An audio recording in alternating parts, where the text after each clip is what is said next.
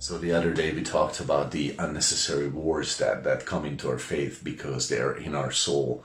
In James 4, the first two verses we talked about, it mentions that there is warring in our members, meaning there is some internal conflict, there is something in us that we bring into our Christian life and even into maybe our Christian fellowship, and we fight with our brothers and sisters unnecessarily, and we bring in unnecessary battles into our Christian walk.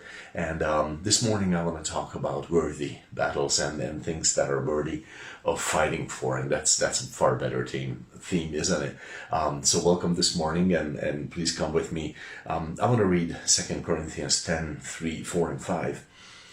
For though we walk in the flesh, we do not war after the flesh. For the weapons of our warfare are not carnal, but mighty through God to the pulling down of strongholds, casting down imaginations and every high thing that exalts itself against the knowledge of God, and bringing into captivity every thought to the obedience of Christ.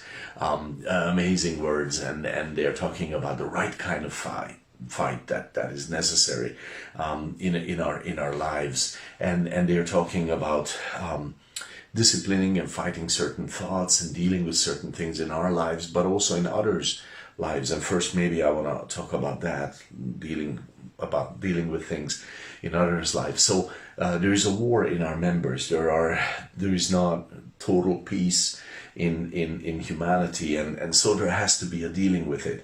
And this means that there is such a thing as a good fight in the Christian life. There are some things that you have to oppose as a believer, and you have to go against them. And of course, the first one is unbelief, and the first one is the fact that people are hellbound, and you should fight that. We should fight that in prayer, with our words, with our attitudes, with our lives, with our forgiveness, with our love. People need the Lord, people need the gospel. There is no question about it. There is a good fight, and that good fight is for the souls of people through the gospel. That's what it is. It's so important that you become a representative of the gospel in this world, because when you are actually not a representative of the gospel. You are a representative of Jesus Christ in this world, and that's a great fight. That's a good fight indeed, that you want to present him to others, and you're looking for that. Now, most people, when they hear the gospel, when they hear about Jesus Christ, they think that we want to somehow, they imagine that we want to get into the melee,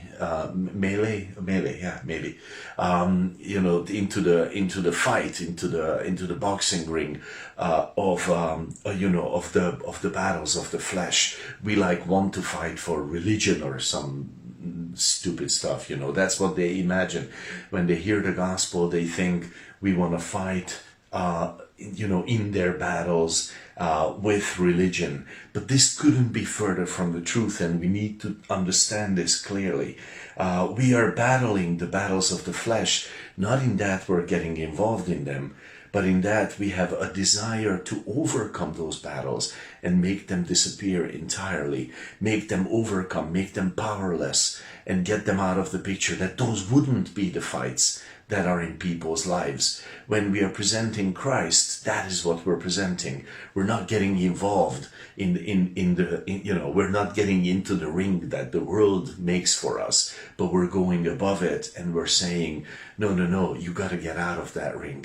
There is a far more important fight. There is a good fight outside of that, and come out there.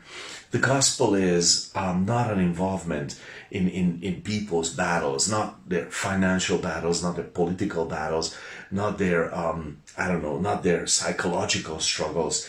The gospel is God's attempt at overcoming this entire internal warring, or this warring that is going on between people, and to lift people above it into another fight.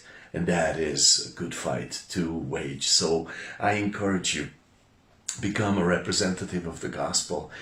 Christmas, we find, is a great season to present Jesus to people, because even the most unbelieving hearts are touched oftentimes at this time. So God bless you, and God use you.